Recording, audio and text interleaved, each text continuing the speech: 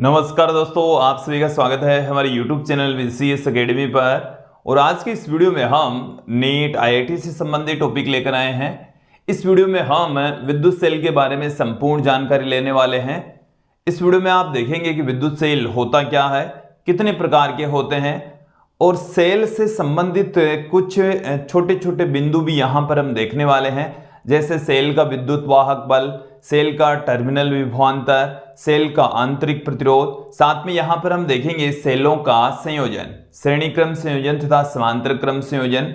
और अंत में हम यहां पर ऊष्मीय ऊर्जा और विद्युत शक्ति के बारे में भी यहां पर बात करने वाले हैं। ऊष्मीय ऊर्जा, विद्युत के कारण से जो ऊष्मीय ऊर्जा क्रिएट होती, उसकी यहां पर हम चर्चा करेंगे।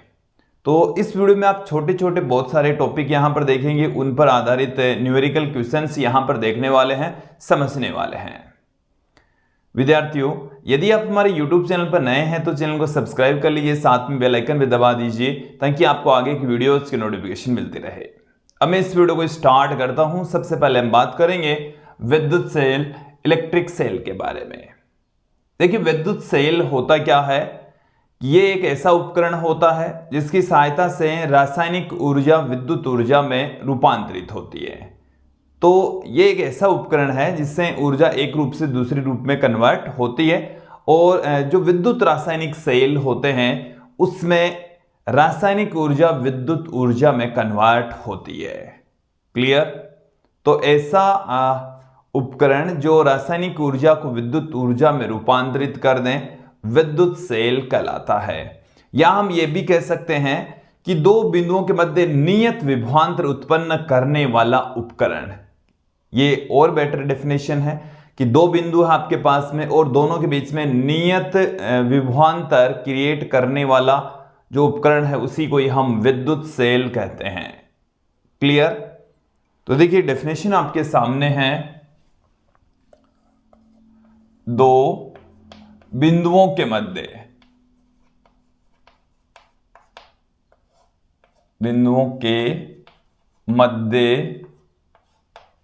नियत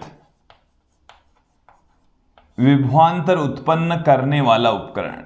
नियत विभवांतर उत्पन्न करने वाला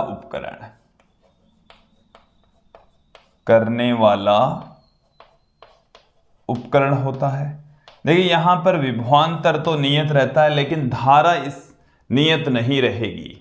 धारा नियत नहीं रहेगी, धारा परिवर्तनशील हो सकती है। देखो, मैं यहां पर पुट कर देता हूं, धारा नियत रहे आवश्यक नहीं है। नियत रहे आवश्यक नहीं है। कोई जरूरी नहीं है कि धारा नियत रहे। धारा की वैल्यू है वो बदल भी सकती है, वेरिएबल भी हो सकती है। देखिए, मैं किसी विद्युत रासायनिक सेल का डायग्राम आपके सामने रख देता हूं कि जो विद्युत रासायनिक सेल होता है वो किस तरीके का होता है। उसका जो मेन जो डायग्राम है वो देख लीजिए। ये जैसे हमारे पास में कोई पात्र है और इस पात्र में हम एक पदार्थ भरते हैं जिसको हम विद्युत अपघट्य पदार्थ कहते हैं। और उस विद्युत अपघट्य पदार्थ में यहां पर हम दो छड़ यहां पर डालने वाले हैं। एक हमारे पास में ये वाली छड़ हो गई, ये हमारे पास में दूसरी वाली छड़ हो गई है। ओके? और इन दोनों छड़ों से हम कोई उपकरण यहां पर हम संयोजित कर देते हैं। यहां पर हमने ये एक धारा नियंत्रक लगाया, जैसे यहां पर मैं एक बल्ब दिखा देता हूं। इस तरीके से हमने दिखाया है।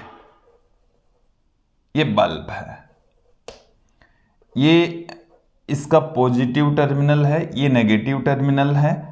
और यहां पर एक लिक्विड भरा होता है जिसको हम विद्युत अपघट्य पदार्थ कहते हैं। इसे क्या कहा जाता है? विद्युत अपघट्य पदार्थ कहा जाता है। ओके? तो ये हमारे पास में है विद्युत अपघट्य पदार्थ। विद्युत अपघट्य पदार्थ विद्युत अपघटे पदार्थ इसको कहा जाता है। ये पॉजिटिव वाला छड़ है, इसको हम एनोड कहते हैं। क्या कहा जाता है? एनोड। और नेगेटिव वाले को हम कहते हैं कैथोड। ठीक है। और ये धारा नियंत्रक है, ये एक बल्ब है। देखो कैसे काम करता है। ये वाली जो आप संरचना देख रहे हैं ये है विद्युत सेल, जिसमें दो इलेक्ट्रोड होते हैं। एक धनात्मक इलेक्ट्रोड जिसको हम एनोड कहते हैं, ऋणात्मक इलेक्ट्रोड जिसको हम कैथोड कहते हैं। और इसमें एक लिक्विड भरा होता है जिसे हम विद्युत अपघटे पदार्थ कहते हैं। ये अलग अलग प्रकृति का, अलग अलग प्रकार का हो सकता है। और इन दोनों इलेक्ट्रोडों के मध्य आप यदि कोई विद्युत उपकरण जोड़ते हैं तो वो विद्युत उपकरण विद्युत से चलने वाला, धारा से चलने वाला, उसमें से विद्युत का प्रवाह होगा, क्योंकि ये दोनों जो इलेक्ट्रोड है इनके सिरों पर एक विभवांतर क्रिएट हो जाता है। तो यहां से विद्युत उच्च विभव से निम्न विभव की ओर प्रवाहित होगी। जैसे यहां पर हमने बल्ब दिखाया तो ये बल्ब जलेगा। ओके, तो ये है एक विद्युत सेल। अब देखिए विद्युत सेल को हम इतना बड़ा न दिखाकर हम इसके सिंबल का प्रयोग करेंगे, प्रतीक चिन्हों का प्रयोग करेंगे। तो देखिए प्रतीक चिन्ह किस तरीके से दिखाते हैं। ये हमारे पास में किसी विद्युत सेल का प्रतीक चिन्ह है। इसमें ये वाला जो टर्मिनल है वो पॉजिटिव, ये वाला है नेगेटिव। और ये जो प्रतीक चिन्ह है ये मैंने एक एरो का निशान भी यहां पर दिखाया है। यहां पर जो इसका विद्युत वाहक बल है वो परिवर्तनशील है। यहां पर नियत विद्युत वाहक बल के लिए है। विद्युत वाहक बल भी अभी इसमें समझेंगे।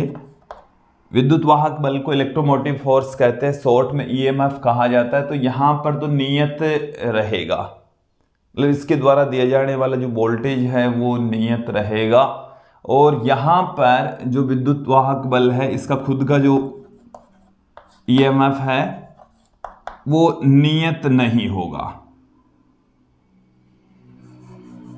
परिवर्ती लिख देता हूं मैं, परिवर्ती ईएमएफ के लिए।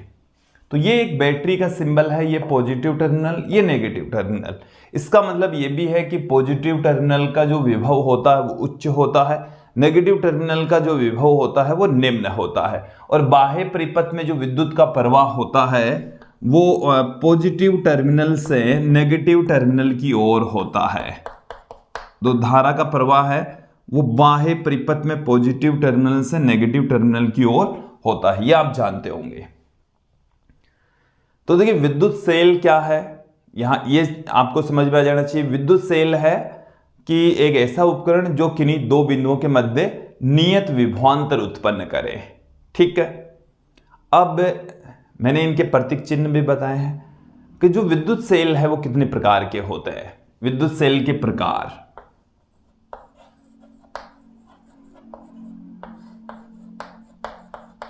विद्युत सेल के प्रकार, तो देखिए जो पहला हम प्रकार यहां पर देख रहे हैं वह है विद्युत रासायनिक सेल।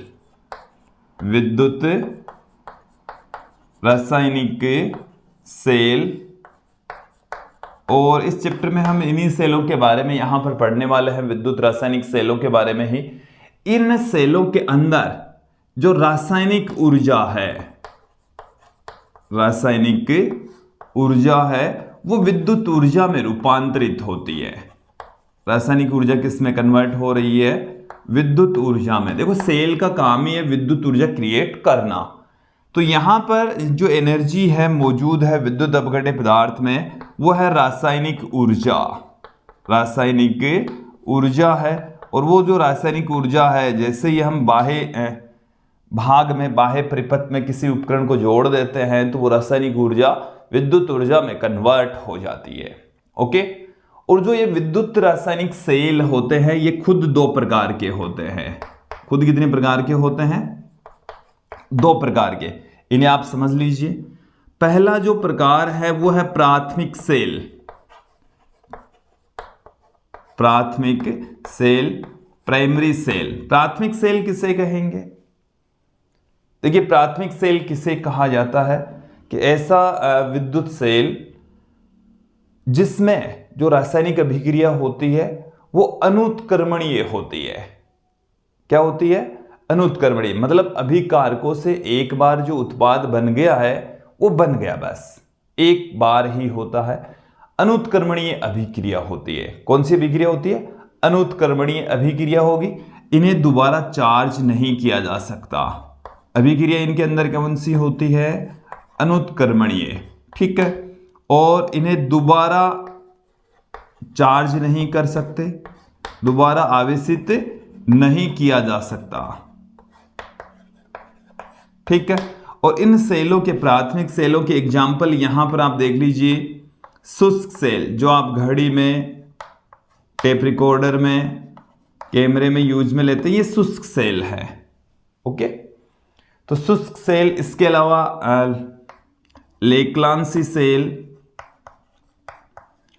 या आप लैब में यूज में लेते हैं, डेनियल सेल, वोल्टिये सेल, ये सब क्या है? प्राथमिक सेल होते हैं। ओके, अब मैं जो विद्युत रासायनिक सेल है इसके दूसरे प्रकार की ओर बढ़ता हूं। दूसरा जो प्रकार है वो है द्वितीयक सेल। क्योंकि जो विद्युत रासायनिक सेल है वो दो प्रकार के होंगे, प्राथमिक सेल और द्वितीयक सेल। और द्वितीयक सेल होता क्या है?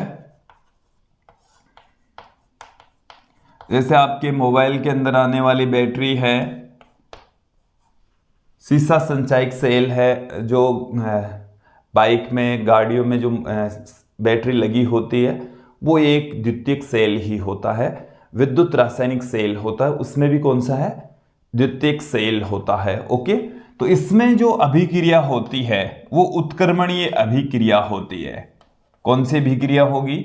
उत्क्रमणीय अभिक्रिया होगी। ओके, उत्क्रमणीय का मतलब ये हो गया है कि अभिकारक से क्या बन जाते हैं?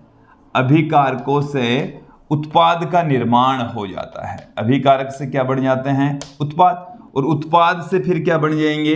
अभिकारक बन जाएंगे वापस इसमें, क्योंकि उत्क्रमणीय अभिक्रिया में तो यही होता है, अभिकारकों से उत्पाद, उत्पाद से अभिकारकों का निर्माण होता है। ओके, तो यहां पर अभिकारक उत्पाद में, उत्पाद अभिकारक में कन्वर्ट हो सकते हैं। उत्क्रमणीय अभिक्रिया होती है, इसलिए इन्हें बार बार चार्ज किया जा सकता है, पुनः आवेशित कर सकते हैं। आवेशित का मतलब है चार्ज, पुनः आवेशित किया जा सकता है। और पुनः आवेशित कर सकते हैं तो इनको हम लंबे समय तक यूज में ले सकते हैं। एक बार यदि उससे हमने जो भी वोल्टेज वो ले लिया, ओके, फिर दोबारा चार्ज कर लिया, दोबारा यूज में लीजिए। जितनी बार चार्ज करेंगे उतनी बार उसको यूज में ले सकते हैं, ठीक है। हालांकि दक्षता थोड़ी कमजोर होती चली जाती। तो ये तो था पहला प्रकार, विद्युत रासायनिक सेल। विद्युत रासायनिक सेल। अब मैं दूसरे प्रकार की ओर बढ़ता हूं, फोटो सेल। Photo cell. जो फोटो सेल होते हैं इसमें प्रकाश ऊर्जा, ये जो प्रकाश होता है, जो उसमें ऊर्जा होती है वो विद्युत ऊर्जा में कन्वर्ट होती है। तो प्रकाश किस में कन्वर्ट होता है? विद्युत ऊर्जा में कन्वर्ट होता है। सेल, ये भी एक सेल ही है, दो बिंदुओं के मध्य विभवांतर उत्पन्न करता है। तो फोटो सेल प्रकाश ऊर्जा को विद्युत ऊर्जा में रूपांतरित करता है।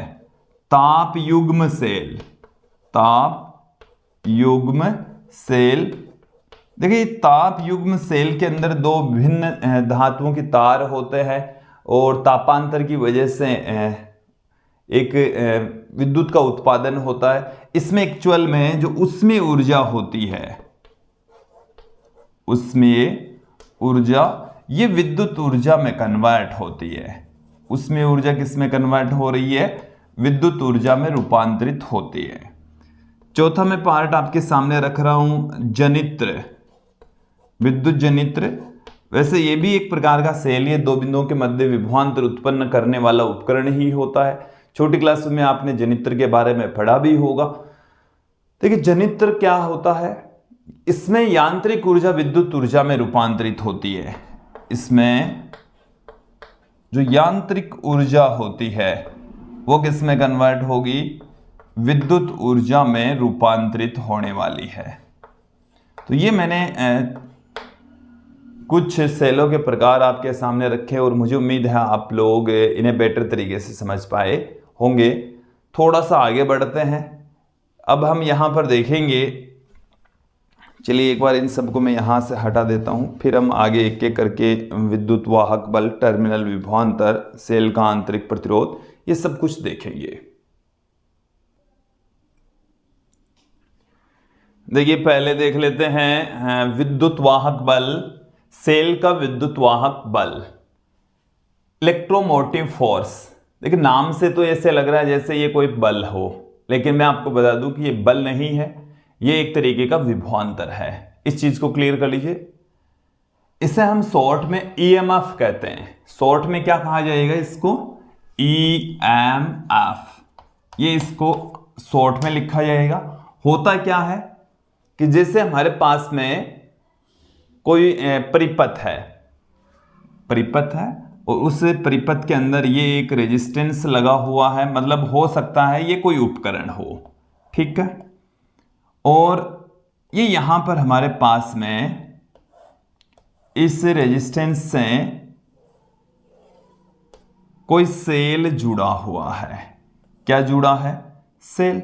और सेल के अंदर ये है धनात्मक इलेक्ट्रोड और ये हमारे पास में है ऋणात्मक इलेक्ट्रोड, और यहां पर ये भरा हुआ है विद्युत अपघट्य पदार्थ।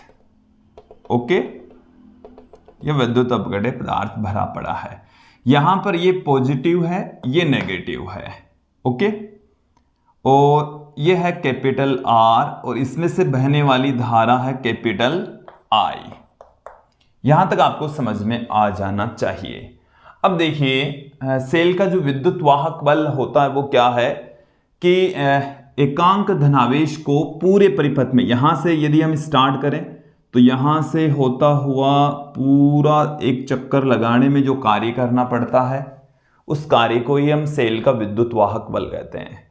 तो प्रति एकांक धनावेश को संपूर्ण परिपथ में एक पूर्ण चक्कर लगाने के लिए किया गया कार्य सेल का विद्युत वाहक बल कहलाता है। या हम कह सकते हैं प्रति एकांक धनावेश को एक पूर्ण चक्कर लगाने के लिए दी गई ऊर्जा हो सकती है और किया गया कार्य हो सकता है। तो उस कार्य को, दी गई ऊर्जा को हम सेल का विद्युत वाहक बल कहते हैं। तो देखिए डेफिनेशन क्या है हमारे पास में, प्रति एकांक धनावेश को, प्रति एकांक धनावेश को संपूर्ण परिपथ में, संपूर्ण परिपथ में एक पूर्ण चक्कर लगाने के लिए, पूर्ण चक्कर लगाने के लिए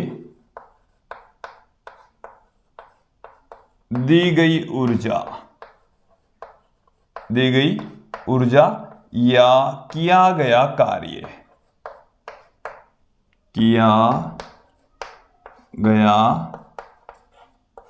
कार्य सेल का विद्युत वाहक बल कहलाता है। सेल का विद्युत वाहक बल कहलाता है। ये डेफिनेशन हो गई है हमारे पास में। सेल के विद्युत वाहक बल को हम ई से पुट करते हैं और ये जैसे हमारे पास में कोई आवेश है Q, इस आवेश Q को पूरे एक चक्कर लगाने में किया गया कार्य यदि W है तो E बराबर हो जाएगा W बट्टे में Q। E बराबर क्या हो जाएगा, W बट्टे में Q। ओके, अब देखिए जो सेल का विद्युत वाहक बल होता है वो अलग अलग सेलों के लिए अलग अलग होता है। जैसे मैं यहां पर बात करूं शुष्क सेल, जो शुष्क सेल है उसका विद्युत वाहक बल 1.5 होता है। E बराबर होता है 1.5 वोल्ट। बात करें हम लेक्लांसी सेल की तो लेक्लांसी सेल का भी शुष्क सेल के बराबर ही होता है 1.5 वोल्ट। बात करें डैनियल सेल की, तो डैनियल सेल का जो विद्युत वाहक बल है वो थोड़ा कम होता है, 1.08 वोल्ट। इसी प्रकार से जो वोल्ट ये सेल है उसका भी थोड़ा कम होगा, डैनियल सेल के बराबर होगा, 1.08 वोल्ट के बराबर होता है। ये तो है सेल का विद्युत वाहक बल। ओके, अब हम थोड़ा सा आगे बढ़ते हैं, बात करते हैं यहां पर टर्मिनल विभवांतर। टर्मिनल विभवांतर क्या है? टर्मिनल विभवांतर, देखिए टर्मिनल विभवांतर, टर्मिनल वोल्टेज कैपिटल V, इसमें क्या होता है सेल के बाह्य परिपथ में, कि ये इलेक्ट्रोड हो गए, इसके बाह्य परिपथ में प्रति एकांक धनावेश को एक पूरा चक्कर लगाने में जो किया गया कार्य है उसी को हम टर्मिनल विभवांतर कहते हैं। कि यह प्रति एकांक धनावेश को बाह्य परिपथ में चक्कर लगाने के लिए दी गई ऊर्जा ही क्या है? टर्मिनल विभवांतर है। तो इसमें देखिए विद्युत वाहक बल के अंदर तो जो आवेश है वो पूरा एक चक्कर लगाता है, टर्मिनल विभवांतर के अंदर आवेश एक टर्मिनल से दूसरे टर्मिनल तक जाता है और बाह्य भाग में जाता है, बाह्य परिपथ में जाता है, मतलब यहां से लेकर यहां तक जाएगा। ओके, तो ये दोनों चीजों में ये डिफरेंस है। तो टर्मिनल विभवांतर को मैं सीधा यहां पर फॉर्मूले के अकॉर्डिंग लिख दूं कि W, ये जो कार्य है वो एक्सटर्नल वर्क डन है, बाह्य परिपथ में प्रति एकांक धनावेश को एक टर्मिनल से दूसरे टर्मिनल तक ले जाने में किया गया कार्य है WEXT। तो V बराबर हो जाएगा WEXT/Q। ओके, अब हम आगे बढ़ते हैं, बात करते हैं सेल का आंतरिक प्रतिरोध। सेल का आंतरिक प्रतिरोध, सेल के आंतरिक प्रतिरोध को हम स्मॉल r से पुट करेंगे, इंटरनल रेजिस्टेंस होता है।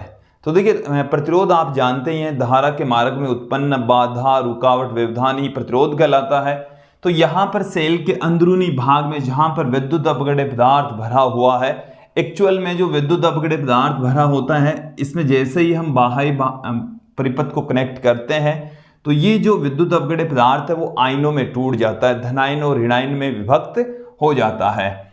तो यहां पर जैसे ये धनायन बन गया और ये ऋणायन बन गया, तो जो ऋणायन है वो धनात्मक इलेक्ट्रोड की ओर और जो धनायन है वो ऋणात्मक इलेक्ट्रोड की ओर गति करते हैं और इलेक्ट्रोड से धीरे धीरे चिपकते जाते हैं। ओके, तो ये जब आयन इस विद्युत अपघट्य पदार्थ में गति करते हैं तो उनके मार्ग में उत्पन्न जो बाधा, रुकावट, व्यवधान होता है उसी को हम सेल का आंतरिक प्रतिरोध कहते हैं। तो सेल का आंतरिक प्रतिरोध क्या है? सेल में जो विद्युत अपघट्य पदार्थ है उसमें जब आयन गति करते हैं तो उन आयनों के मार्ग में उत्पन्न बाधा, रुकावट, व्यवधान ही क्या है? सेल का आंतरिक प्रतिरोध है। ओके, तो ये चीज क्लियर हो जानी चाहिए। सेल के अंदर धारा के मार्ग में उत्पन्न रुकावट, सेल के अंदर धारा के मार्ग में उत्पन्न रुकावट, व्यवधान, ठीक है, सेल का आंतरिक प्रतिरोध है। देखिए जो सेल का आंतरिक प्रतिरोध है वो विभिन्न कारकों पर निर्भर करता है। तो R का मान किन किन कारकों पर डिपेंड करता है एक एक करके हम समझ लेते हैं। पहला जो कारक है किन किन राशियों पर डिपेंड करता है? दोनों इलेक्ट्रोडों के मध्य की दूरी पर निर्भर करता है। तो जो R है वो दोनों इलेक्ट्रोडों के मध्य की दूरी, दोनों इलेक्ट्रोडों के मध्य की दूरी के समानुपाती होता है।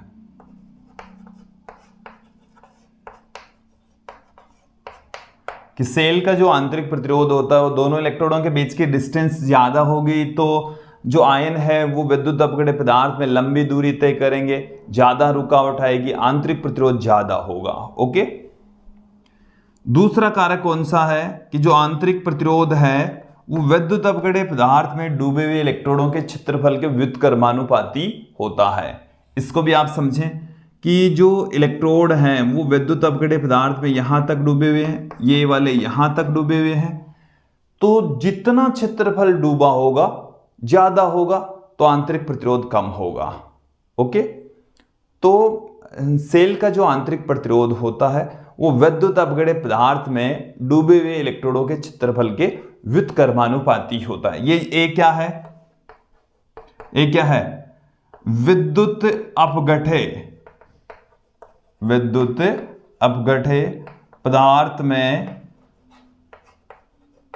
में डूबे इलेक्ट्रोडों का क्षेत्रफल, डूबे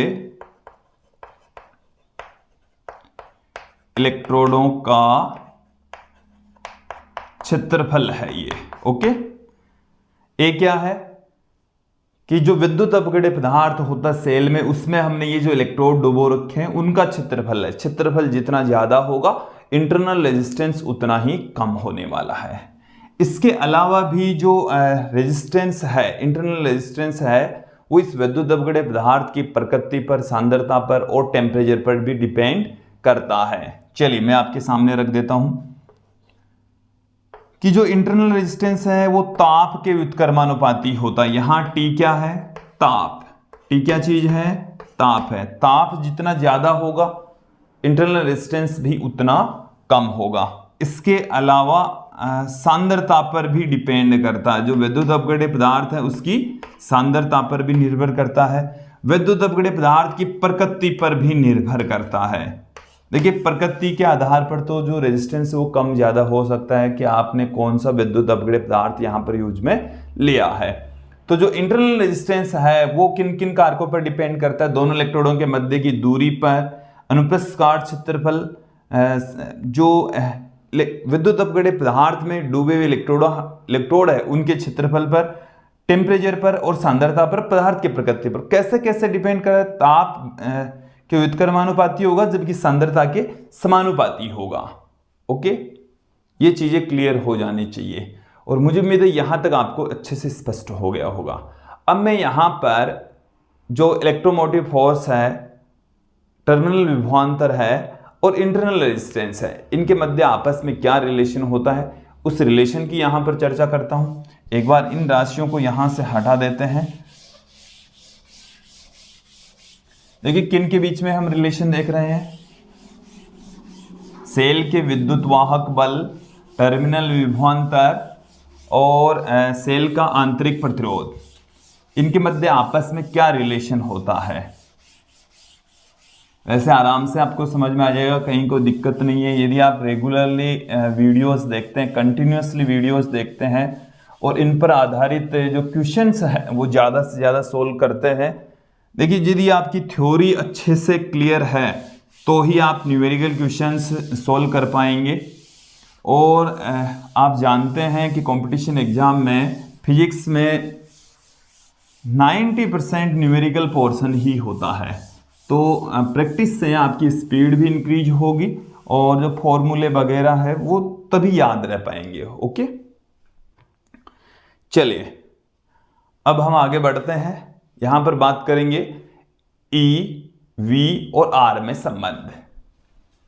ई, वी व आर में संबंध, विद्युत वाहक बल, टर्मिनल विभवांतर और सेल का आंतरिक प्रतिरोध, आपस में क्या संबंध होता है, क्या रिलेशन होता है?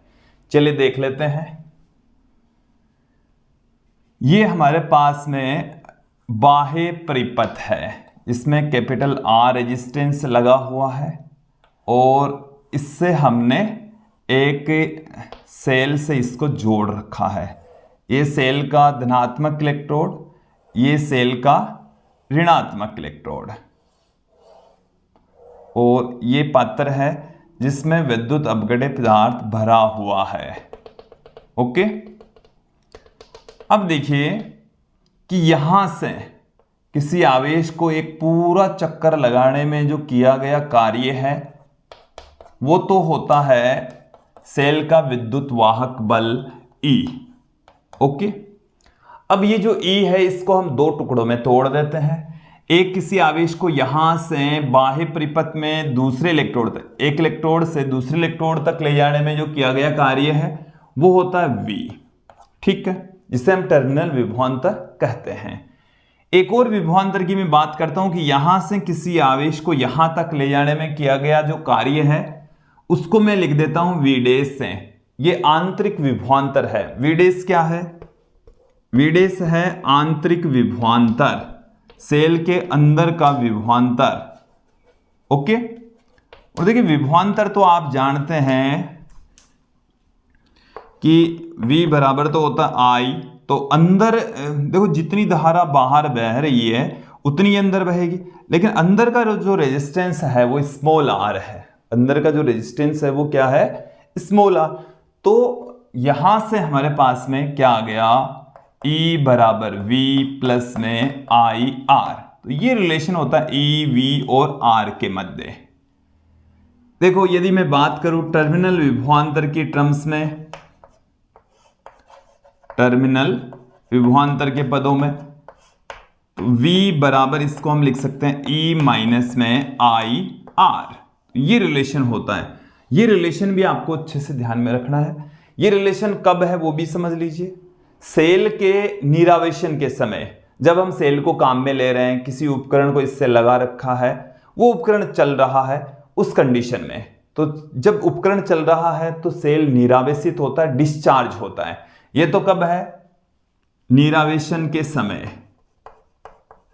कब है? निरावेशन के समय, डिस्चार्जिंग के समय। इसको हम क्या कहते हैं? डिस्चार्जिंग। कब होगा ये? निरावेशन के समय। एक रिलेशन ये है कि जब इस सेल को चार्ज करें, जैसे द्वितीयक सेल है तो वो चार्ज होगा, उसे हम कहते हैं आवेशन। तो आवेशन के समय, चार्जिंग के टाइम पर जो धारा है वो अपोजिट डायरेक्शन में फ्लो होगी, और उस कंडीशन में यहां पर I के स्थान पर माइनस I पुट करेंगे तो माइनस माइनस प्लस हो जाएगा। टर्मिनल विभवांतर V बराबर E प्लस में IR होगा। E plus IR। ओके, तो ये दोनों रिलेशन आपको ध्यान में रखने हैं। हम इस इंटरनल रेजिस्टेंस को दूसरे रूप में भी रिप्रेजेंट कर सकते हैं। वो दूसरा रूप कौन सा है वो भी देखिए। स्मॉल r बराबर, यहां से ही आप देख लीजिए, E माइनस वी बट्टे में I, E माइनस वी बट्टे में I, ऐसे हम पुट कर सकते हैं। अब देखिए जो I है इसको हम कैपिटल R की टर्म्स में भी पुट कर सकते हैं। देखिए टर्मिनल विभवांतर को हम किस तरीके से लिख सकते हैं? टर्मिनल विभवांतर जो कि कैपिटल V है। टर्मिनल विभवांतर का मतलब हो गया कि इस बिंदु से इस बिंदु के मध्य का विभवांतर, इस बिंदु के मध्य का विभवांतर बाह्य परिपथ में, तो इसके ऊपर वोल्टेज ड्रॉप के बराबर ही होगा। इसमें से बहने वाली धारा तो है I, रेजिस्टेंस है कैपिटल R, तो V बराबर होता है I इंटू R। तो यहां से I बराबर V बट्टे में R पुट कर लेंगे तो E माइनस V, और I की जगह V बट्टे में R लिख सकते। ये आ गया हमारे पास में। यह आपको ध्यान में रखना है, यह भी आपको ध्यान में रखना है। तो इंटरनल रेजिस्टेंस का फॉर्मूला आ गया E माइनस वी बट्टे में V इंटू में कैपिटल R। ओके, तो यहां तक आपको क्लियर हो गया होगा। अब यदि मैं यहां पर बात करूं कि भाई इस सर्किट में से बहने वाली धारा, परिपथ से प्रवाहित धारा क्या होगी, तो देखिए यहां से ही हम निकाल सकते हैं परिपथ से बहने वाली धारा। तो E बराबर V की जगह में क्या लिख सकता हूं? I into R, I into small r। I यहां से दोनों में से कॉमन ले लेंगे, यह आ गया हमारे पास में। परिपथ से बहने वाली धारा कुल विद्युत वाहक बल बट्टे में कुल प्रतिरोध के अनुपात के बराबर होती है। ठीक है, I बराबर E बट्टे में capital R plus small r। Okay, देखो यहां तक आपको समझ में आ जाना चाहिए, क्लियर हो जाना चाहिए। अब मैं यहां पर 3 कंडीशन लेकर चलूंगा। सेल की 3 स्थितियां मैं यहां पर आपको बताने वाला हूं। एक बंद परिपथ, दूसरी है खुला परिपथ, और तीसरी है लघु परिपथ। क्लोज सर्किट, ओपन सर्किट और शॉर्ट सर्किट क्या है, और उन स्थितियों में धारा कितनी बहती है, टर्मिनल विभवांतर क्या होता है, और हम यहां पर विद्युत वाहक बल की भी बात करेंगे। चलिए एक बार इनको यहां से हटा देते हैं, फिर हम चर्चा करेंगे तीनों स्थितियों के बारे में। सबसे पहले हम पहली स्थिति बंद परिपथ क्लोज सर्किट। देखिए बंद परिपथ अब तक जो हमने पढ़ा है वो बंद परिपथ वाली स्थिति ही पढ़ी है। इसमें होता क्या है एक्चुअल में कि ये हमारे पास में रेजिस्टेंस है, बाह्य प्रतिरोध कैपिटल R, और ये हमारे पास में बैटरी, और बैटरी का जो इंटरनल रेजिस्टेंस है उसके ठीक पास में ही दिखाया जाता है। देखो इंटरनल रेजिस्टेंस को दिखाने का ये तरीका है, ये स्मॉल r ये बैटरी के अंदर ही होता है लेकिन इसके जस्ट पास में दिखाया जाता है। इसका विद्युत वाहक बल E, इसमें से बहने वाली धारा I। तो देखिए यहां पर आप देखेंगे बंद परिपथ के अंदर इस तरीके से दिखाते हैं, जो हम सर्किट को क्लोज करते हैं जिसमें से विद्युत का प्रवाह होता है, विभवांतर क्रिएट करने के लिए ऐसा करते हैं। तो ये हमारा है बंद परिपथ। ओके, तो बंद परिपथ के अंदर बात करते हैं टर्मिनल विभवांतर की। टर्मिनल विभवांतर, तो टर्मिनल विभवांतर इसको हम कैपिटल V से कहते हैं। V बराबर होता I इंटू R। ठीक है, सेल का आंतरिक विभवांतर, सेल के अंदर विभव पतन, सेल के अंदर विभव पतन मैंने उसको V' से लिखा है, जो कि किसके बराबर होगा I इंटू स्मॉल r, क्योंकि अंदर बाहर धारा तो सेम रहनी है। बाहर रेजिस्टेंस है कैपिटल R, अंदर रेजिस्टेंस है स्मॉल r। बात करते हैं बाह्य परिपथ में शक्ति क्षय। बाह्य परिपथ में शक्ति क्षय, कितनी शक्ति का क्षय होता है, तो वो तो है P बराबर V इंटू I। P बराबर V इंटू I। V का जो मान है वो है IR। देखिए बाह्य परिपथ के अंदर ही वोल्टेज, बाह्य परिपथ में से ही बहने वाली धारा, क्योंकि ये जो शक्ति से है वो बाह्य परिपथ में ही हम देख रहे हैं, तो VI लेंगे। तो बाहर वाला जो V है वो क्या है टर्मिनल विभवांतर, उसकी वैल्यू क्या है I इंटू R, तो I स्क्वायर इंटू R। मैं यहां पर बता दूं कि जो I की वैल्यू है, I कितना है, इस स्थिति में बहने वाली जो धारा है वो होगी कुल विद्युत वाहक बल बट्टे में कुल प्रतिरोध, ये मैंने लिख दिया है। तो यहां से इसको हम ऐसे भी पुट कर सकते हैं, E बट्टे में कैपिटल R बट्टे में स्मॉल r का स्क्वायर इंटू R। ओके, एक होती है अधिकतम शक्ति संचरण प्रमेय। अधिकतम शक्ति संचरण प्रमेय, अधिकतम शक्ति क्षय कब होगा, जब स्मॉल r और कैपिटल R बराबर होगा। स्मॉल r,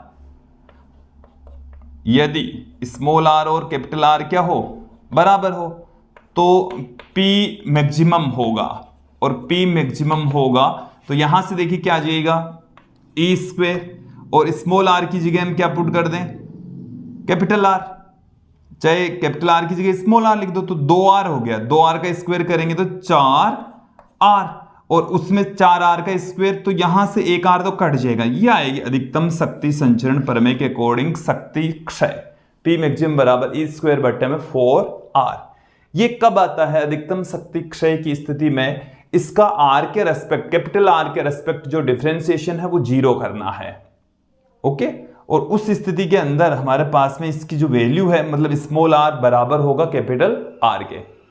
ठीक है, तो वहां से हम वैल्यू पुट करके P मैक्सिमम की वैल्यू फाइंड आउट कर सकते हैं। अब हम आगे बढ़ते हैं, बात करते हैं खुले परिपथ की। खुला परिपथ क्या होगा, यह आपका रेजिस्टेंस है और यहां से आपने इस सर्किट को खोल दिया है, मतलब इसको बंद नहीं कर रखा है। इस तरीके से आपका सर्किट है, ये बैटरी है, ये इंटरनल रेजिस्टेंस है, इसका जो विद्युत वाहक बल है वो E, ये स्मॉल r, ये कैपिटल R, ये A और B। देखो यहां से कोई विद्युत का प्रवाह नहीं होगा, क्योंकि यहां से ये सर्किट ओपन है। इस स्थिति में इस सर्किट को ओपन सर्किट कहेंगे, खुला परिपथ कहेंगे। इसमें धारा का जो मान होता है, I की जो वैल्यू होती है वो क्या होगी 0 होगी। I बराबर कितना होगा 0 होगा। ओके, टर्मिनल विभवांतर, टर्मिनल विभवांतर। टर्मिनल विभवांतर का फॉर्मूला हमने देखो V बराबर E माइनस में IR आपको बताया। तो यहां पर जो टर्मिनल विभवांतर है V बराबर E होगा। V बराबर क्या होगा? यदि मैं A और B के बीच का विभवांतर की यहां पर बात करूं, A और B के बीच के विभवांतर की बात करूं तो ये E के बराबर ही होगा। ओके, टर्मिनल विभवांतर का। तो यहां से देखिए धारा की वैल्यू 0 है, टर्मिनल विभवांतर विद्युत वाहक बल के बराबर है, साथ में A और B के मध्य भी विभवांतर है वो E के इक्वल ही रहेगा। अब हम थोड़ा सा आगे बढ़ते बात करेंगे शॉर्ट सर्किट लघु परिपथ। शॉर्ट सर्किट आपने सुना होगा कि शॉर्ट सर्किट की वजह से आग लग जाती है, ऐसा सुना होगा। तो ऐसा क्यों होता वो भी समझ लीजिए कि ये जैसे आपके पास में परिपथ है, ये कैपिटल R जुड़ा हुआ है यहां से, और ये यहां से सेल। देखो ये जो सेल है इसका विद्युत वाहक बल E, स्मॉल r इसका इंटरनल रेजिस्टेंस, यहां से लेकर यहां तक ये पूरा का पूरा सेल है, क्योंकि इंटरनल रेजिस्टेंस है वही सेल के अंदर ही है। ओके, ये हमारा सर्किट होता है, ये कैपिटल R होता है। लेकिन क्या किया जाता है एक्चुअल में, यहां से इस सेल के दोनों सिरों को एक मोटे तार से, ये मोटा धातु का तार है, ये क्या है, मोटा धातु का तार, धातु का तार, मोटा भी है धातु का भी है, तार है। तो यहां से मोटा धातु का तार जब जोड़ देंगे तो यहां से धारा जाने की बजाय यहां से ही जाएगी। तो यहां पर जो रेजिस्टेंस है, बाह्य प्रतिरोध है, वो 0 की तरह व्यवहार करेगा। तो जो बाह्य प्रतिरोध है, देखिए यहां से कुछ रिजल्ट बाहर निकल कर आ रहे हैं, तो कैपिटल R का मान कितना होगा, 0। कैपिटल R का मान कितना होगा, 0 होने वाला है। ओके, और जब कैपिटल R 0 हो जाता है तो टर्मिनल विभवांतर भी कितना होगा, 0 होगा। टर्मिनल विभवांतर कितना होगा, 0। देखो यहां से क्या धारा बहेगी, हां धारा बहेगी, अधिकतम धारा बहती है, क्षणिक बहती है। धारा क्या होती है, क्षणिक, क्षणिक, और मैक्सिमम रहेगी, क्षणिक रहेगी, मैक्सिमम रहेगी। I बराबर, देखिए धारा की जो वैल्यू है वो E बट्टे में क्या होता है, capital R plus small r, but यहां पर E बट्टे में स्मॉल r ही होगा, E बट्टे में स्मॉल r। ये धारा अधिकतम होती है, क्षणिक होती है। और देखिए जब इसमें से अधिकतम धारा बहती है तो ये वाला जो स्थिति है वो कई बार जल जाता है, आग पकड़ लेती है, उसी को हम शॉर्ट सर्किट कहते हैं। ओके, अब कुछ क्वेश्चंस यहां पर देखेंगे, फिर उसके पश्चात हम सेलों का संयोजन देखने वाले हैं। चलिए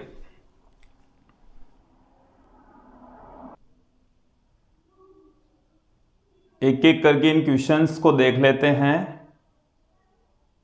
सबसे पहले ये वाला क्वेश्चन देखिए कि 2 वोल्ट विद्युत वाहक बल और 0.1 ओम आंतरिक प्रतिरोध वाले सेल को 5 एम्पीयर धारा से आवेशित करते हैं, तो सेल के सिरों के मध्य विभवांतर की गणना कीजिए। हमें यहाँ पर जो वैल्यू दे रखी है उसको मैं एक बार पुट कर देता हूं। E बराबर हमें दे रखा है 2 वोल्ट,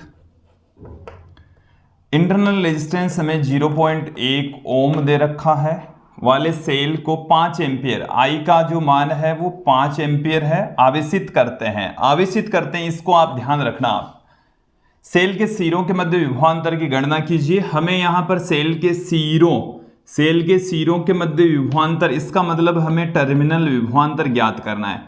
टर्मिनल विभवांतर का फॉर्मूला जब सेल को आवेशित करते तब ये होता है। तो देखिए हमें E का जो मान है वो दे रखा है 2।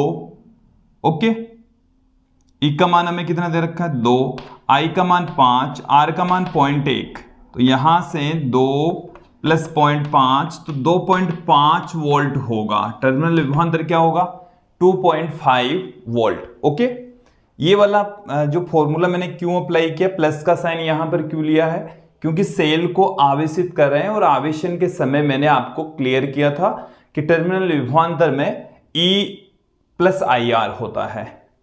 नेक्स्ट क्वेश्चन देखिए, ये वाला क्वेश्चन भी देखिए कि एक सेल का विद्युत वाहक बल 2 वोल्ट, सेल का जो विद्युत वाहक बल है वो है 2 वोल्ट, आंतरिक प्रतिरोध 0.1 ओम और को 3.9 ओम प्रतिरोध के साथ जोड़ा जाता है। तो ये बाह्य प्रतिरोध है 3.9 ओम। सेल के सिरों के मध्य विभवांतर क्या होगा, कैपिटल V पूछा है अब की बार भी। तो देखिए यहां से हमें I का मान चाहिए, किसकी वैल्यू चाहिए, I का मान। तो देखो I बराबर क्या होता है, कुल विद्युत वाहक बल बट्टे में कुल प्रतिरोध। तो 2 बट्टे में 3.9 प्लस में 0.1, 2 बट्टे में 4, 1 बट्टे में 2, 0.5 एम्पियर। ओके, अब V बराबर आप दो तरीके से निकाल सकते हैं, E माइनस आई आर से निकाल सकते हैं, V बराबर capital I into capital R से निकाल सकते हैं, जो भी आपकी इच्छा हो वहां से निकालिए। 0.5 इंटू 3.9, तो ये कितना आ जाएगा 1.95 ओके वोल्ट। नेक्स्ट क्वेश्चन देखिए कि एक सेल से 0.5 एम्पियर धारा लेने पर उसका विभवांतर 1.8 वोल्ट तथा 1.0 एम्पियर धारा लेने पर 1.6 वोल्ट हो जाता है। सेल का आंतरिक प्रतिरोध और विद्युत वाहक बल ज्ञात कीजिए। यहां पर दो स्थितियां दे रखी हैं। पहली जो स्थिति है उसमें देखिए हमें क्या बता रखा है कि एक सेल से 0.5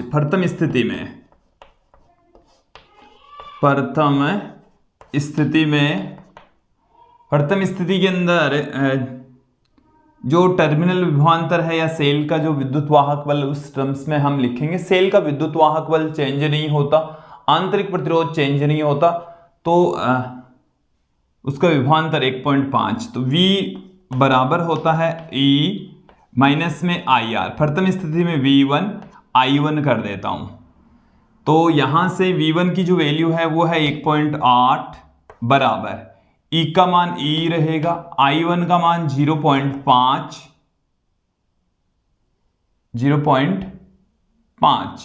R का मान पढ़ाई है। तो ये हमारे पास में आ गई एक इक्वेशन। दूसरी स्थिति में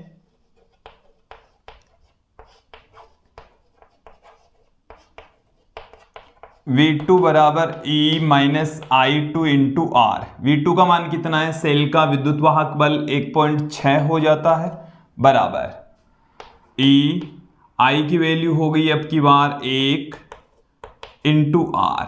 ओके, इसको देता हूं मैं इक्वेशन नंबर 2, समीकरण 2 हम देते हैं। समीकरण 1 में से 2 को घटाने पर 1.8 में से 1.6 घटाएंगे तो 0.2 आ गया। E में से E घटेगा तो ये कट जाएगा, ये 0.5 R माइनस में, ये घटेगा तब प्लस में हो जाएगा, तो 0.5 R रह जाएगा। R बराबर कितना आ गया, 2 बट्टे में 5 ओम आ गया है। ओके, तो इसको मैं 0.4 ओम भी कह सकता हूं। तो ये तो आ गया है इंटरनल रेजिस्टेंस। अब हमें सेल का विद्युत वाहक बल ज्ञात करना है। तो सेल का जो विद्युत वाहक बल है वो इक्वेशन नंबर 1 से आप देख लीजिए, 1.8 बराबर E 0.4, तो E बराबर कितना आ गया 1.8 प्लस, देखो इन दोनों को गुणा करेंगे कितना आएगा 0.20, तो ये आ गया हमारे पास में 2 वोल्ट हमें प्राप्त हो गया है। तो अब हम इस वीडियो में आगे बढ़ते हैं, बात करेंगे यहां पर सेलों का संयोजन, श्रेणी क्रम संयोजन तथा समांतर क्रम संयोजन दोनों यहां पर देख लेते हैं। सेलों का संयोजन और उसमें हम सेलों का श्रेणी क्रम संयोजन। देखिए जब 2 या 2 से अधिक सेलों को एक दूसरे के साथ में कनेक्ट किया जाता है तो उससे हम सेलों के समूह को हम बैटरी कहते हैं। यहां पर हम सेलों का श्रेणी क्रम तथा समांतर क्रम संयोजन देखेंगे। उसके पश्चात दोनों संयोजनों को मिलाते हुए कुछ न्यूमेरिकल क्वेश्चंस यहां पर देखेंगे। सबसे पहले आप देखिए सेलों का श्रेणी क्रम संयोजन एक डायग्राम के जरिए समझते हैं। ये हमारे पास में एक सेल है, इसका विद्युत वाहक बल E1, दूसरे का E2, तीसरे का E1 और ऐसे ही बहुत सारे सेल जुड़े हुए हैं। यह है श्रेणी क्रम संयोजन। और इन सेलों से हमने एक बाह्य प्रतिरोध कैपिटल R जोड़ रखा है। इसका विद्युत वाहक बल E1, इसका E2, इसका E3 ऐसे ही जुड़े हुए हैं। इसका इंटरनल रेजिस्टेंस R1, इसका R2, इसका R3 और ये है कैपिटल R और यहां से बहने वाली धारा है कैपिटल I। ओके, इतना क्लियर हो जाना चाहिए। अब देखिए यहां पर हम देखेंगे कि सर्किट में से बहने वाली कुल धारा क्या है, तो कुल विद्युत वाहक बल बट्टे में कुल प्रतिरोध। तो यहां पर हम कुल विद्युत वाहक बल ज्ञात कर लेते हैं। तुल्य विद्युत वाहक बल, इस सर्किट का जो तुल्य विद्युत वाहक बल है वो क्या है, उसको मैं लिख रहा हूं E इक्विवेलेंट से E1 plus E2 plus E3 plus dot dot dot. इसी प्रकार से तुल्य आंतरिक प्रतिरोध, तुल्य आंतरिक प्रतिरोध R इक्विवेलेंट, ये सभी जो इंटरनल रेजिस्टेंस है वो श्रेणी क्रम में है।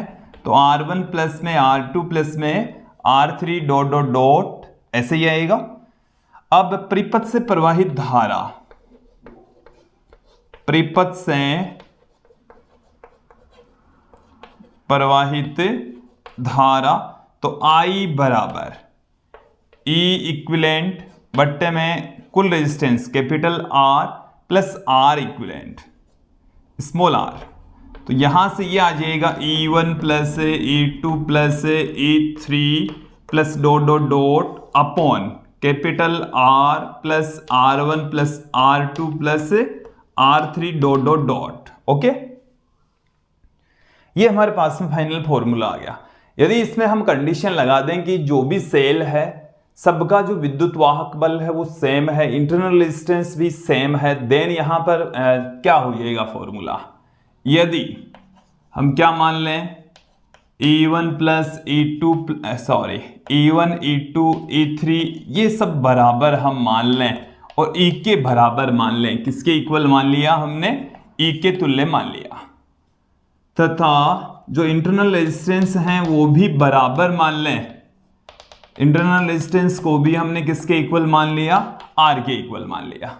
ठीक है, तो धारा क्या होगी, E equivalent upon capital R plus R equivalent. तो ये E प्लस कितनी बार आएगा, N बार आएगा। यदि N जुड़े हुए हैं तो कितनी बार आएगा, N बार। इसी तरीके से capital R plus R plus R plus R ये भी कितनी बार आएगा, N बार आएगा। ओके, तो I बराबर कितना आ गया, NE upon capital R plus NR, ये आया हमारे पास में। ठीक है, और यहां से आप इसको ऐसे भी पुट कर सकते हैं, N का भाग लगा दें तो E बट्टे में R बट्टे में N plus small r। Okay, तो ये आ गई हमारे पास में सर्किट में से बहने वाली कुल धारा। अब यदि मैं यहां पर एक कंडीशन डालूं कि दो ही रेजिस्टेंस हैं, दो ही बैटरी है, ये ऐसे है, दो ही सेल है, तो इनका जो तुल्य विद्युत वाहक बल है E इक्विवेलेंट ये होगा E1 प्लस E2 और R स्मॉल r की जो वैल्यू है वो R1 प्लस R2 होगी। लेकिन यदि इन बैटरियों को आप विपरीत क्रम में जोड़ दें, जैसे कि मैंने यहां पर अब डायग्राम में दिखाया है, इस तरीके से यदि इनको आप कनेक्ट कर दें, इसका विद्युत वाहक बल E1, इसका E2, इसका इंटरनल रेजिस्टेंस R1, इसका R2 और इसमें से इधर से धारा बह रही है। ओके, और यहां पर इधर से धारा तब बहेगी जब E1 है वो बड़ा होगा E2 से। ओके, तो इस स्थिति के अंदर जो E इक्विवेलेंट है, अब देखो आप इसको समझना, E1 माइनस E2 होगा, E1 माइनस E2। हालांकि रेजिस्टेंस के ऊपर कोई इफेक्ट नहीं पड़ेगा, यहां पर ये माइनस में आ रहे हैं, विपरीत क्रम में जुड़े हुए हैं, तो एक नेगेटिव साइन आ जाएगा, बड़े वाले में से छोटा वाला घट जाएगा।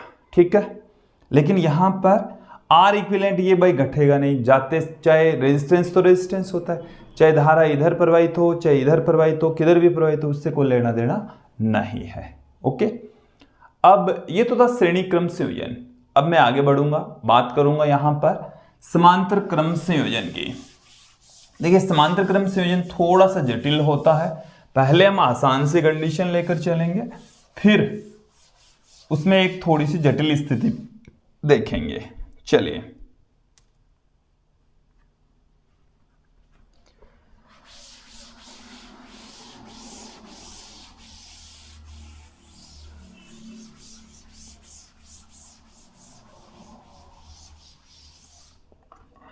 दूसरा जो पार्ट है वो है समांतर क्रम संयोजन, सेलों का समांतर क्रम संयोजन। समांतर क्रम संयोजन के अंदर देखिए ये हमारे पास में एक सेल है,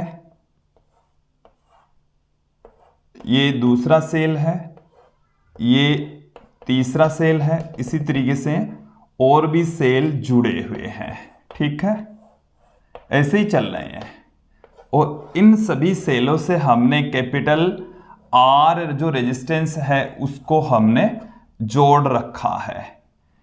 इसका विद्युत वाहक बल E, internal resistance R, E R E R, और ये है N बार। कितनी बार? N बार। यहां से धारा आ रही है I। ओके, तो यहां पर आप देखेंगे कि जो समांतर क्रम में यदि समान वोल्टेज वाले समान विद्युत वाहक बल वाले सेल जुड़े हुए हैं तो E इक्विवेलेंट क्या होगा?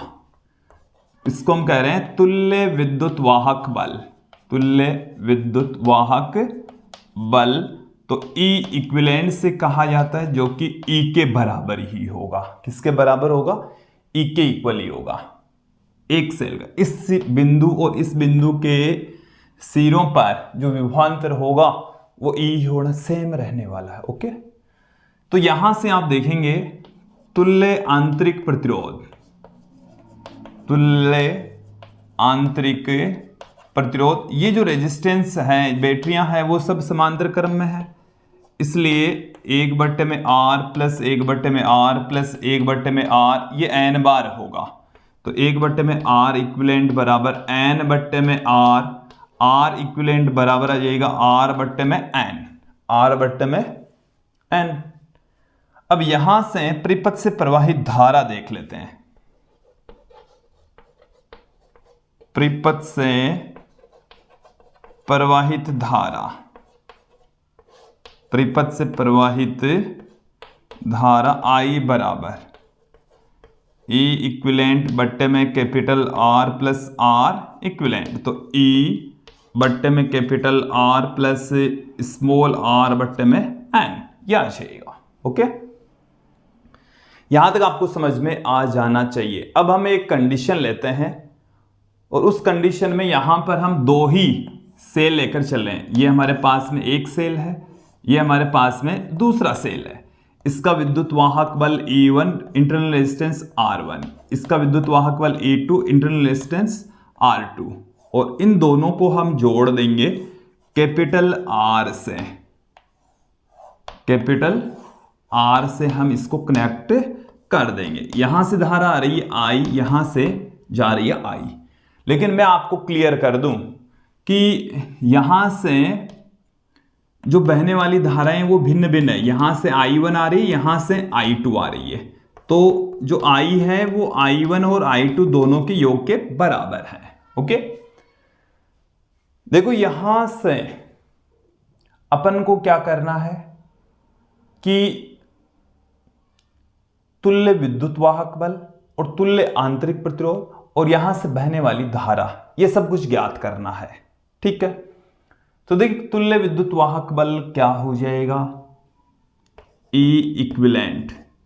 E इक्विवेलेंट देखिए E इक्विवेलेंट बराबर होगा बहने वाली कुल धारा I इंटू कुल रेजिस्टेंस। तो यहां से मैं यहां पर केवल और केवल इतने से पार्ट की बात करूं तो यहां पर जो वोल्टेज है वो है E1, धारा बह रही है I1। तो इसका जो देखिए धारा है वो E1 बट्टे में R1 के बराबर होगी। चलिए मैं आपको डायरेक्ट इसका फॉर्मूला बता देता हूँ। E1 R2 plus E2 R1 upon R1 plus R2 इसका फॉर्मूला होता है। R इक्विवेलेंट देखिए 2, आप इसको आसानी से सोल्व कर सकते हैं, ये इसका फॉर्मूला होगा। देखो इसमें थोड़ा सा टाइम लगता है, वो हमने थ्योरेटिकल पार्ट जब 12th का पोर्शन पढ़ा है उसमें आप आराम से इसको देख सकते हैं, समझ सकते हैं। ये यहाँ पर देखो इसी से ही निकल जाता है, R1 R2 करके एलसीएम करके आप फाइंड आउट करेंगे तो यही निकलेगा। अब मैं यदि यहाँ से बहने वाली धारा की बात करूँ तो E इक्विवेलेंट बट्टे में capital R plus R equivalent होगा। ओके, ये होगी धारा।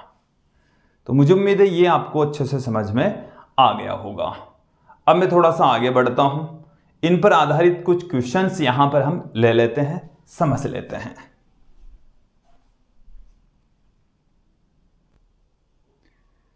कुछ क्वेश्चंस हमारे सामने हैं, एक एक करके इनको सोल्व कर लेते हैं। पहले ये वाला क्वेश्चन देखिए, इसमें हमें ये पूछा गया है कि तुल्य विद्युत वाहक बल और तुल्य आंतरिक प्रतिरोध कितना है।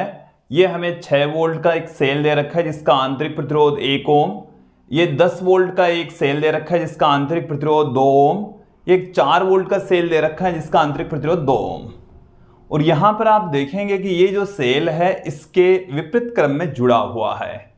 तो समांतर क्रम में जुड़े हुए सेलों का तुल्य विद्युत वाहक बल, सबसे पहले तो हम यही ज्ञात करेंगे कि समांतर क्रम में जुड़े सेलों के लिए, समांतर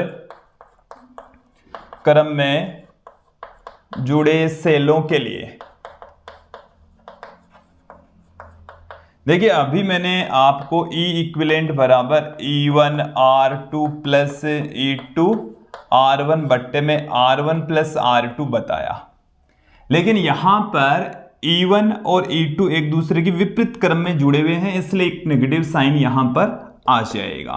तो यहां से E1 का मान है 10, R2 का मान 2, E2 का मान है 4, R1 का मान है 2, R1 प्लस R2 ये हो जाएगा।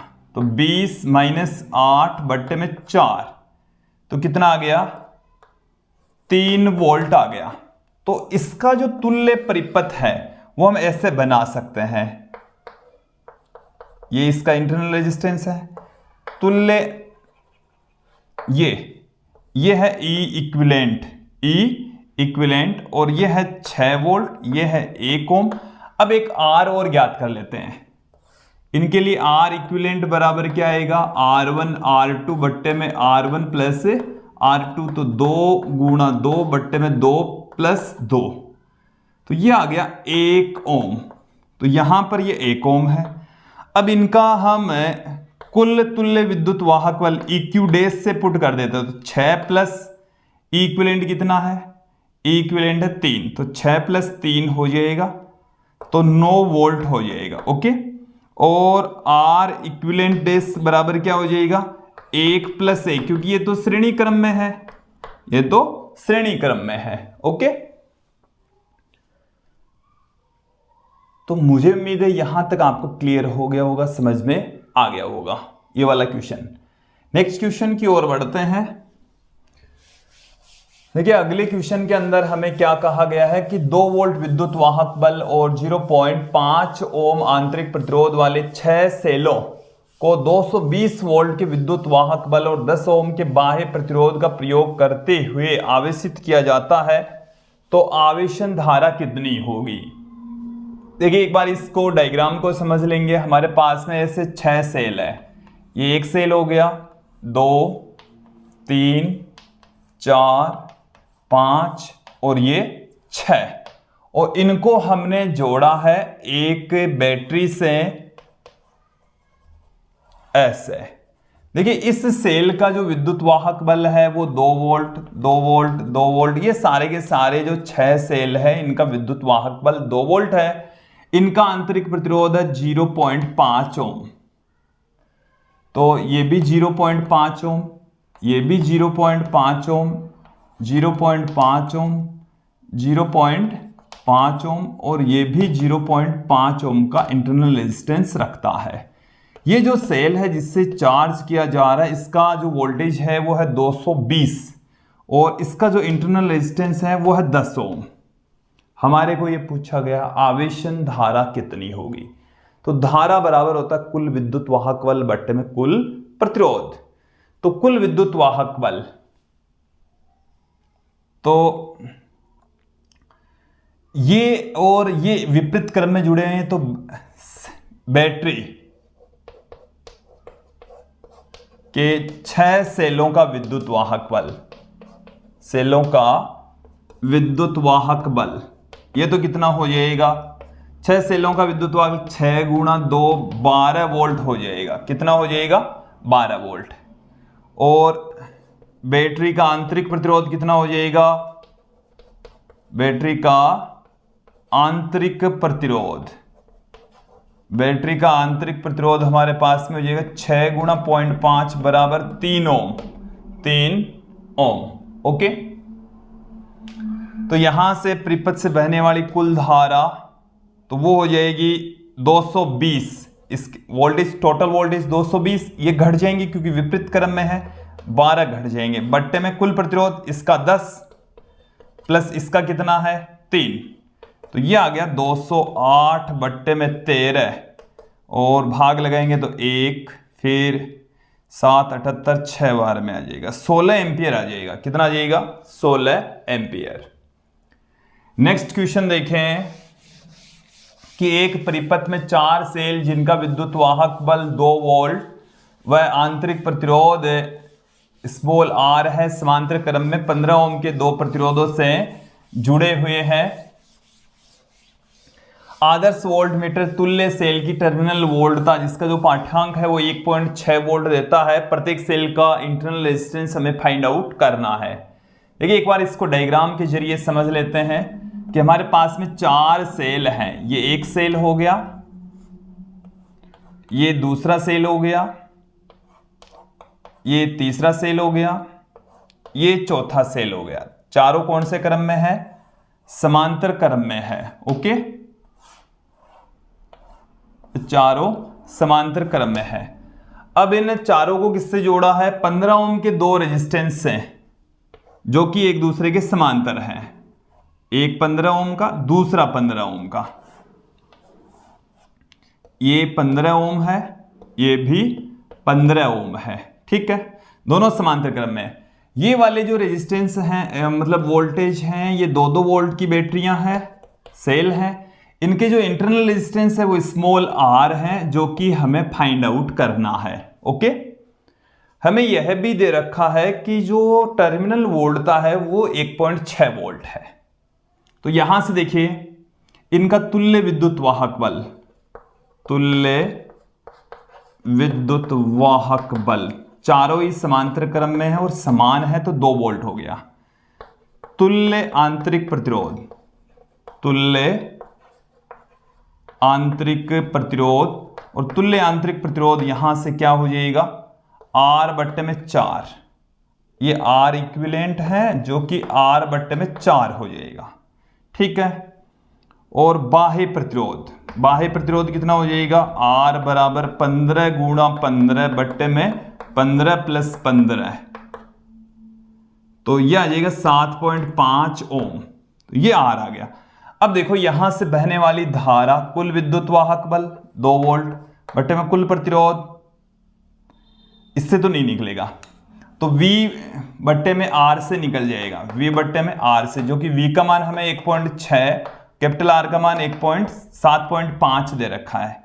तो ये 1.6 बट्टे में 7.5 से निकल जाएगा। और यहां से आप देखें इंटरनल रेजिस्टेंस निकालना अपन को, तो कैपिटल E बराबर V plus I into R, small r बराबर, चलिए वैल्यू रख देते हैं। E का जो मान है वो 2, V का मान 1.6, I का मान आ गया 1.6 बट्टे में 7.5, और ये R इक्विवेलेंट है, तो R इक्विवेलेंट का मान है R बट्टे में 4, R बट्टे में 4, ये है।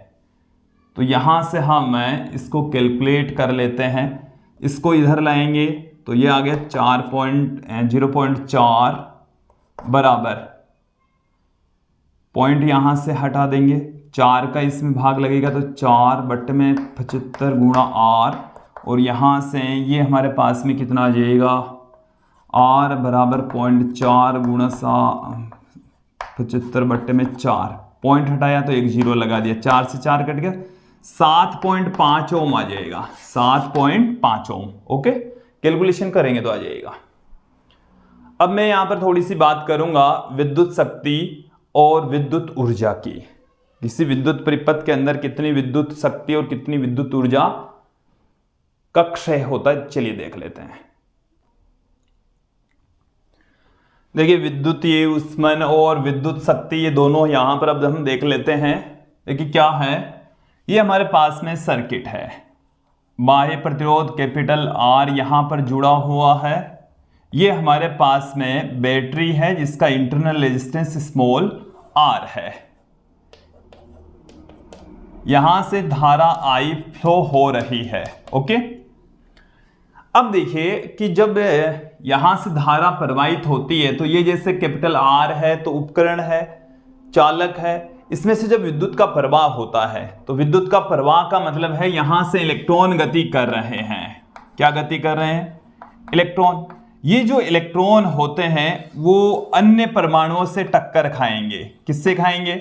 अन्य परमाणु है उनसे क्या करेंगे? टक्कर करेंगे, आयनों से टक्कर करेंगे, इसके कारण से अपनी कुछ ऊर्जा खो देते हैं। इन इलेक्ट्रॉनों को ऊर्जा कहां से मिली? यहां से इस बैटरी के द्वारा मिली। ये जब गति करते हैं इस प्रतिरोध में से तो अन्य परमाणुओं से, अन्य आयनों से टक्कर करते हुए अपनी गतिज ऊर्जा को खो देता है। वो जो गतिज ऊर्जा खो देता है, कमी आती है, वो उसमें ऊर्जा के रूप में क्रिएट होती है। तो ये जो तार है वो गर्म हो जाता है, तो इसके द्वारा दी गई ऊष्मा इसमें उत्पन्न विद्युत ऊष्मा के बराबर हो जाएगा। ओके, तो यहां पर मैं आपको बताने जा रहा हूं कि कितनी ऊष्मा क्रिएट होगी, क्यों उत्पन्न होती, वो मैंने क्लियर कर दिया। क्यू बराबर, देखिए जो विद्युत ऊष्मा क्रिएट होती है इसका एक नियम है जूल का ऊष्मन नियम, जूल का तापन नियम या ऊष्मन नियम। ये होता है I²RT, या इसको आप, ये ऊष्मा है, ये क्या है? सर्किट में उत्पन्न ऊष्मा है ये क्यू। ठीक है, इसे आप अलग अलग रूप में भी लिख सकते हैं। पहला तो इसका जो आया कहां से, ये जो वाली वैल्यू है ये ऊष्मा है विद्यार्थियों। ठीक है, ओके, ऊर्जा, तो ऊर्जा कार्य के बराबर होती है V इंटू क्यू के बराबर इसको लिख सकते हैं, और V इसको I इंटू टी के बराबर लिख सकते हैं, और I को आप V को आप I इंटू आर लिख सकते हैं, तो I²RT ये आ जाता है। तो ये हमारे पास में आया कहां से वो मैंने क्लियर कर दिया है। ये होता है जूल का ऊष्मन नियम। इसे आप दूसरे रूप में क्या लिख सकते हैं? VIT। इसे आप ऐसे भी लिख सकते हैं, इसकी जगह V²/RT ऐसे भी इसको लिखा जा सकता है। ओके, वैसे तो ऊर्जा को या ऊष्मा को सामान्यतः जूल में मापा जाता है। किस में मापते हैं? जूल में। और वैसे ऊष्मा को हम कैलोरी में भी मापते हैं, लेकिन विद्युत ऊष्मा को हम यहां पर जूल में, अन्य जो मात्रक है उनको भी मैं यहां पर बताऊंगा। मैं बात करता हूं विद्युत शक्ति। विद्युत शक्ति की जो बाह्य परिपथ है इसमें कितनी शक्ति का क्षय होता है, उस शक्ति को हम P से लिखते हैं। वैसे तो शक्ति तो W/T, Q/T, और Q का जो मान है यहां पर वो है VIT बटे में T, तो VI आ जाएगा। क्या आ जाएगा? VI। ओके, अब यहां से P का जो फॉर्मूला है VI हो गया, इसकी जगह आप I² इंटू आर पुट कर देंगे, V² में R भी इसको पुट कर सकते हैं। इस सर्किट के अकॉर्डिंग जो I का मान है वो E बट्टे में capital R plus small r है, यही है। तो शक्ति का मान ये आ जाए। अधिकतम शक्ति सही के लिए, अधिकतम शक्ति सही, अधिकतम शक्ति सही के लिए स्मॉल r और कैपिटल R दोनों बराबर हो जाएगा, और उस स्थिति के अंदर E² बट्टे में 4R आएगा। ओके, क्योंकि यहाँ पर 2r का स्क्वायर करेंगे तो 4r स्क्वायर, एक r से एक r कट जाएगा, क्योंकि स्मॉल r कैपिटल R तो दोनों बराबर हैं। ठीक है, अब मैं यहां पर इसके मात्रक की चर्चा करता हूं, मात्रक से आप बेटर तरीके से इसको समझ पाएंगे। देखिए P बराबर हमारे पास में है V इंटू आई, P बराबर है V I। अब देखो इसका जो मात्रक होता है वो होता है वाट। क्या होता है? वाट। इसका वोल्ट और इसका होता है एम्पियर। इसे आप और किस रूप में लिख सकते हैं? W अपॉन में Q इंटू आई, W अपॉन में I इंटू टी इंटू आई, तो W अपॉन में T, ये जो मैंने शुरू में लिखा। तो इससे वाट को आप और किसके इक्वल लिख सकते हैं? जूल प्रति सेकंड, जूल प्रति सेकंड के रूप में लिख सकते हैं। इसका मतलब ये हो गया कि जो जूल है वो वाट इंटू सेकंड के बराबर होता है। तो एक इसका अन्य मात्रक और होता है किलोवाट घंटा। किलोवाट घंटा, ये किलोवाट घंटा kWh से लिखा जाता है। 1000 वाट इंटू समय है, देखो वाट तो हो गया 1000 वाट, समय है वो हो गया 3600 सेकंड। ठीक है, तो इसको हम 1 किलोवाट घंटा कहते हैं। 3.6 × 10 की घात 6 वाट इंटू सेकेंड की जगह हम क्या लिख देंगे? जूल। तो 3.6 × 10 की घात 6 जूल है, वो 1 किलोवाट के बराबर होता है। और ये इसकी प्रायोगिक यूनिट है, विद्युत ऊर्जा की प्रायोगिक यूनिट है। ये किसका मापन करता है? विद्युत ऊर्जा का मापन करता है। ओके, तो 3.6 × 10⁶ जूल की इक्वल होगा। तो विद्यार्थियों ये थी विद्युत शक्ति और विद्युत ऊष्मा, और मुझे उम्मीद है ये आपको अच्छे से समझ में आई होगी। और आज की जो हमारा वीडियो है इसमें हमने विद्युत सेल के बारे में बेसिक जानकारी ली, अच्छे से समझा, कुछ न्यूमेरिकल क्वेश्चंस भी यहाँ पर सोल्व किए, और मुझे उम्मीद है आप लोगों को ये जो टॉपिक है वो अच्छे से समझ में आ गया होगा। नेक्स्ट वीडियो में हम फिर मिलेंगे जिसमें हम व्हीटस्टोन सेतु, मीटर सेतु की चर्चा करेंगे, विभव मापी के बारे में चर्चा करेंगे। आज के इस वीडियो में इतना ही। धन्यवाद दोस्तों।